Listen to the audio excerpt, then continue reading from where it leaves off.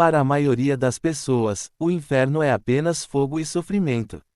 Mas e se eu te dissesse que a descrição que Jesus mesmo fez do inferno é tão intensa e detalhada que chegou a assustar até os líderes religiosos da sua época? Pense nisso. Nos evangelhos, Jesus falou mais sobre o inferno do que sobre o céu. Por que ele faria isso? A verdade é que ele viu algo tão devastador, tão catastrófico para a eternidade, que sentiu uma urgência constante em alertar as pessoas. Todos os dias, cerca de 150 mil pessoas deixam este mundo.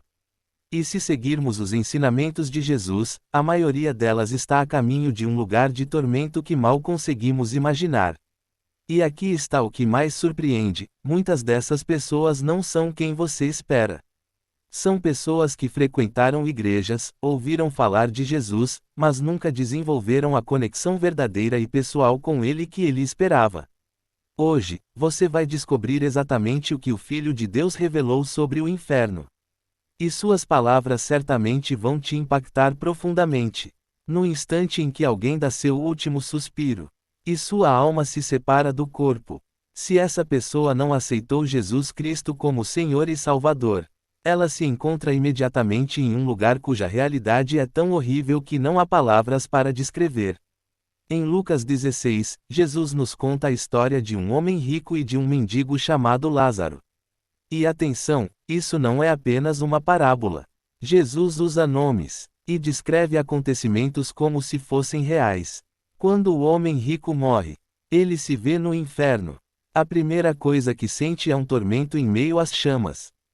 E ele diz: estou atormentado nesta chama. No original grego, a palavra usada por Jesus é basanizo, que significa ser torturado. Sofrer dores intensas. Experimentar a mais extrema aflição, tanto física quanto mental. O homem rico não estava apenas desconfortável. Ele vivenciava uma tortura interminável. Pense na pior dor que você já sentiu na vida. Talvez um osso quebrado, ou a perda de alguém que amava. Agora imagine essa dor multiplicada por 1000.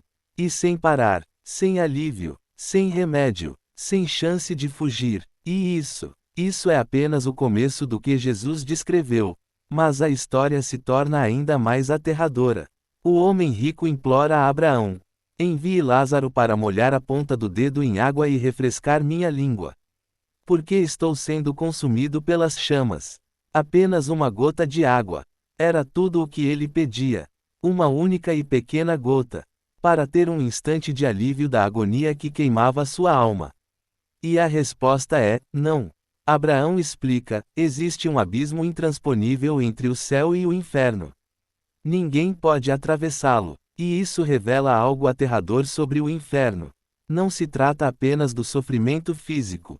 Trata-se da desesperança total e eterna.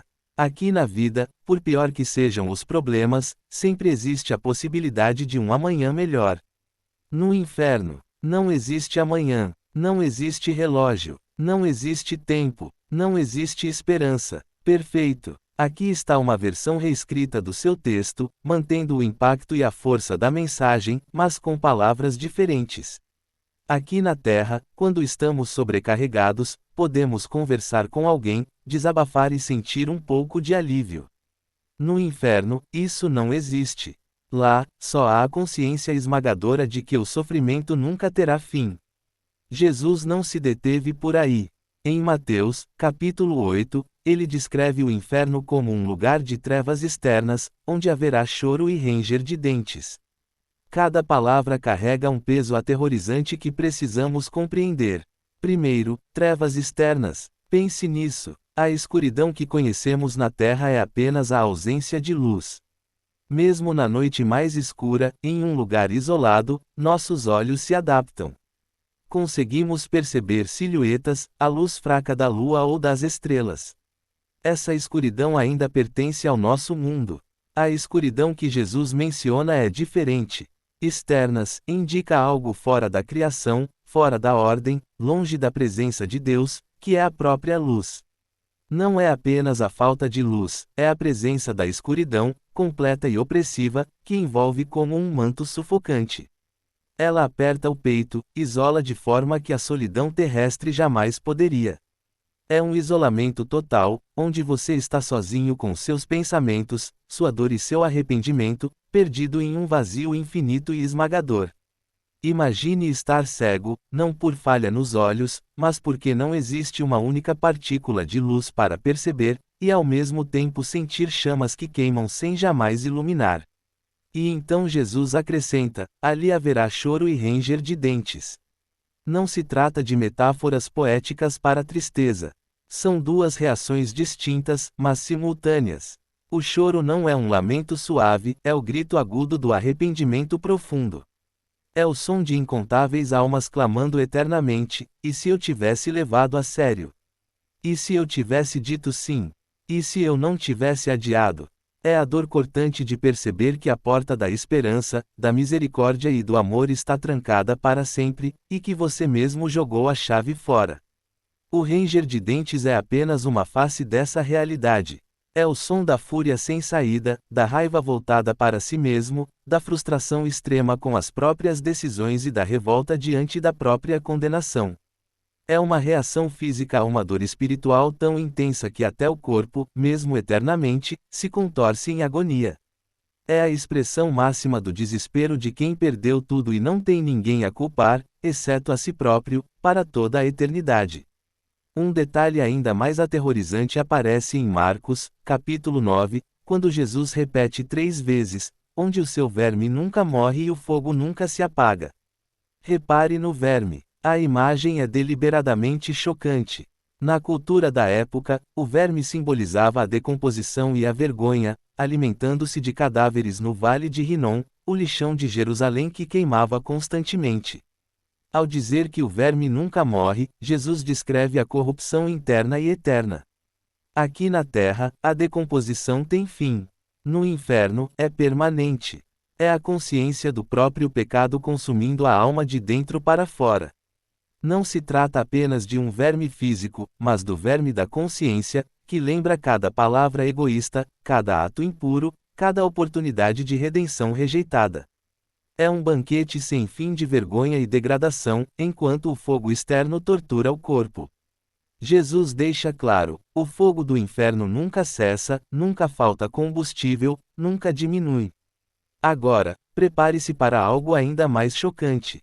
Em Mateus 7, Jesus explica que a maioria das pessoas segue em direção a esse lugar.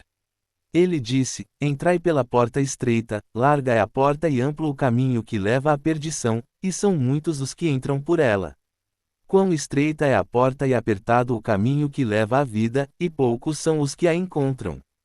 A palavra, muitos, significa a maioria.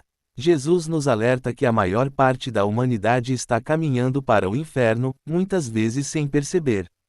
O mais devastador é que o inferno não foi criado para nós.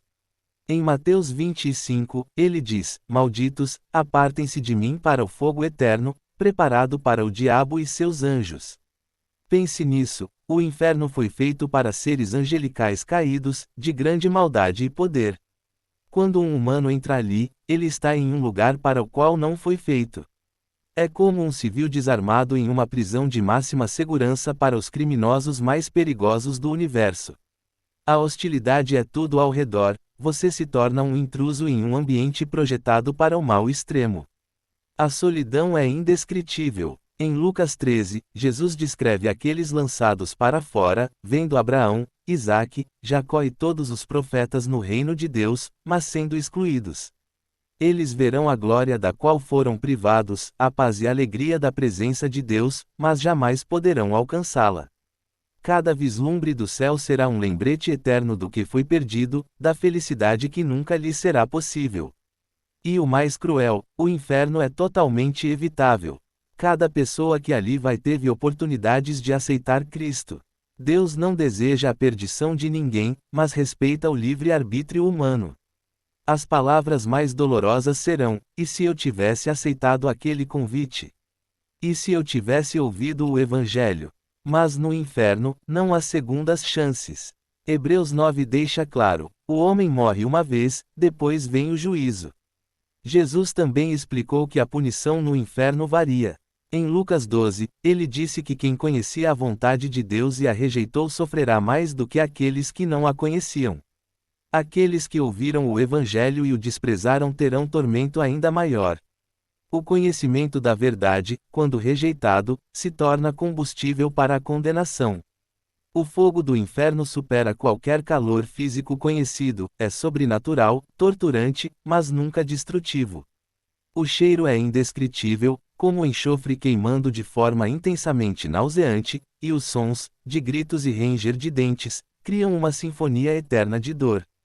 Mas o mais terrível é a ausência de Deus, sem amor, sem bondade, sem beleza, apenas maldade e desespero. A memória das oportunidades perdidas aumenta a tortura. Cada pecado rejeitado, cada chance de salvação ignorada, será lembrada eternamente. E ainda pior, o inferno é só o começo. Apocalipse 20 fala do juízo final, quando a morte e o inferno são lançados no lago de fogo, o destino final, ainda mais horrível. Mas a esperança agora. Romanos 10 nos mostra o caminho: confessar com a boca que Jesus é Senhor e crer no coração que Deus o ressuscitou dentre os mortos traz salvação. Aceite Cristo, não apenas como Salvador, mas como Senhor absoluto da sua vida. A hora é agora, a vida é frágil. Sem Cristo, a eternidade será a dor que Jesus descreveu. Com Ele, a vida eterna, passagem da morte para a vida. A escolha está diante de você, aceite Cristo e escolha a vida, antes que seja tarde. Obrigado por assistir. Se este vídeo tocou você, inscreva-se no canal para mais mensagens como esta.